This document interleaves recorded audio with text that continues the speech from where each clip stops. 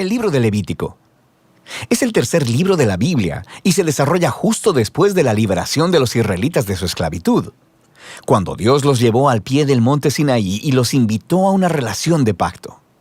Ahora, ellos rápidamente se habían rebelado y quebrantado ese pacto, y Dios quería que su gloriosa presencia viniera y viviera justo en medio de Israel mediante su tabernáculo. Pero el pecado de Israel ha dañado la relación.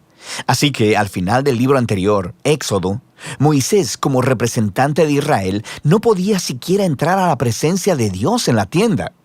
El libro de Levítico inicia recordándonos este problema fundamental. Dice, el Señor llamó a Moisés desde la tienda.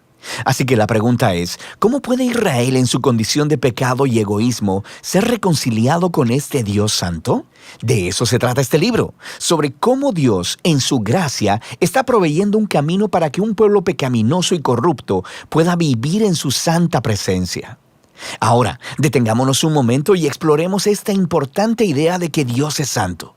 Este concepto es fundamental para entender este libro. La palabra santo significa estar apartado o ser único. Y en la Biblia, Dios está apartado de todas las cosas por su rol único, como creador de todo, como el autor de la vida misma. Así que si Dios es santo, entonces el espacio alrededor de Dios también es santo. Está lleno de su bondad, vida, pureza y justicia. Así que si Israel, injusto y pecaminoso, quiere vivir en la presencia santa de Dios, ellos también deben volverse santos. Su pecado debe ser enfrentado, y por eso tenemos el libro de Levítico.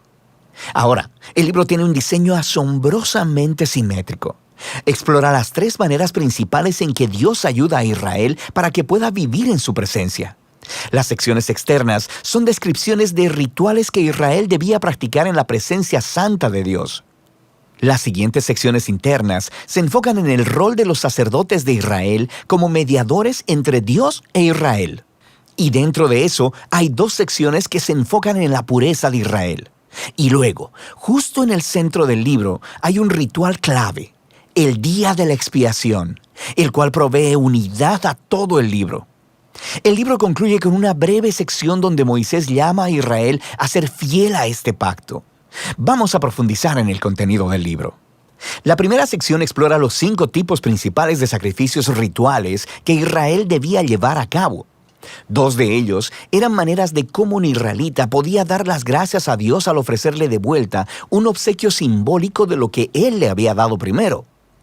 Los otros 3 sacrificios eran diferentes maneras de pedirle perdón a Dios. Así que aquí el israelita ofrecería la sangre de un animal mientras confiesa que su pecado ha aumentado el mal y la muerte en el mundo bueno de Dios. Pero Dios, en lugar de destruir a esta persona, por supuesto que quiere perdonarla. Así que el animal muere simbólicamente en su lugar y hace expiación, lo que significa que cubre su pecado. De manera que a través de estos rituales, los israelitas eran constantemente recordados de la gracia de Dios, pero también de su justicia y de la seriedad de su propia maldad y las consecuencias. El segundo grupo de rituales establecen las 7 fiestas anuales de Israel, y cada una de ellas cuenta una parte diferente de la historia sobre la manera en que Dios los redimió de la esclavitud en Egipto y los llevó a través del desierto hacia la tierra prometida. Y al celebrar estas fiestas de manera regular, Israel recordaría quién era y quién era Dios para ellos. Ahora, la sección sobre los sacerdotes de Israel. Aquí tienes a Aarón y a sus hijos, consagrados para entrar a la presencia de Dios en representación de Israel. Y luego, en esta sección correspondiente, encontramos los requisitos para ser sacerdotes. Los sacerdotes eran llamados a tener el nivel más alto de integridad moral y de santidad ritual, porque ellos representaban al pueblo delante de Dios, pero también representaban a Dios delante del pueblo.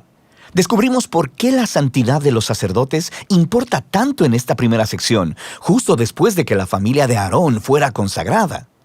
2 de sus hijos entran como si nada a la presencia de Dios y flagrantemente violan las reglas.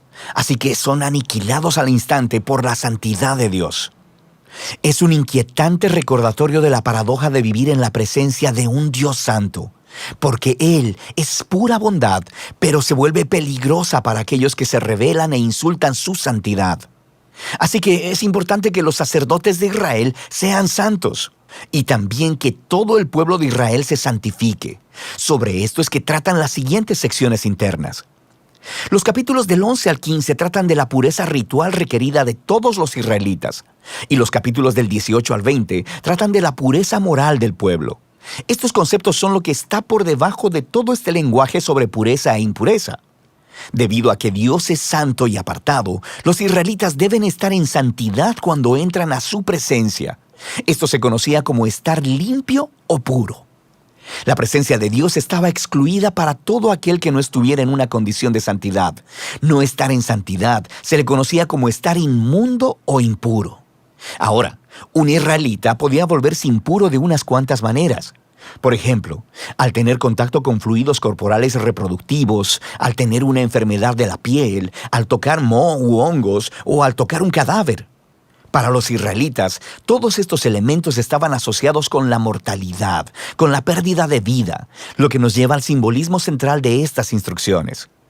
Te vuelves impuro cuando te contaminas al tocar la muerte, por así decirlo. Y la muerte es lo opuesto a la santidad de Dios, porque Dios, en esencia, es vida. Esto es clave. Simplemente ser impuro no era pecaminoso o malo. Tocar esta clase de cosas era algo normal de la vida diaria, y la impureza era un estado temporal. Duraba 1 o 2 semanas y luego se eliminaba. Lo que estaba mal o era pecaminoso era entrar en la presencia de Dios llevando estos símbolos de muerte e impureza sobre mi cuerpo. No hagas eso.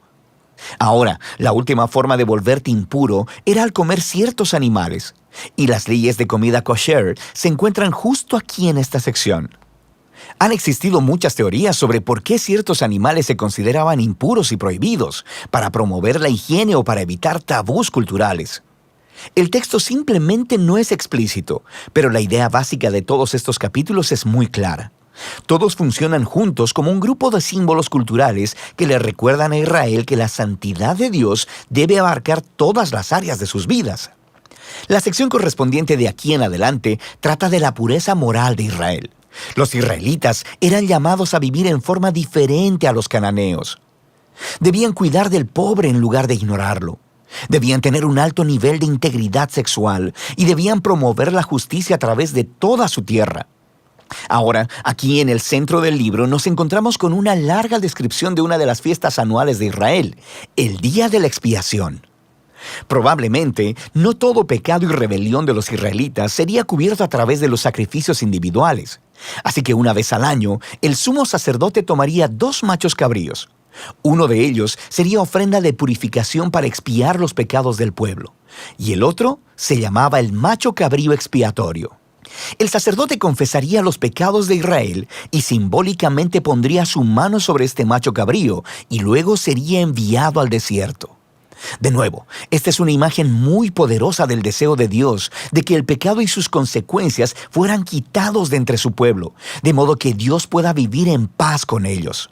El libro concluye con Moisés llamando a Israel a ser fiel a todos los términos del pacto, y él describe las bendiciones de paz y abundancia que vendrán como resultado de Israel obedecer todas estas leyes.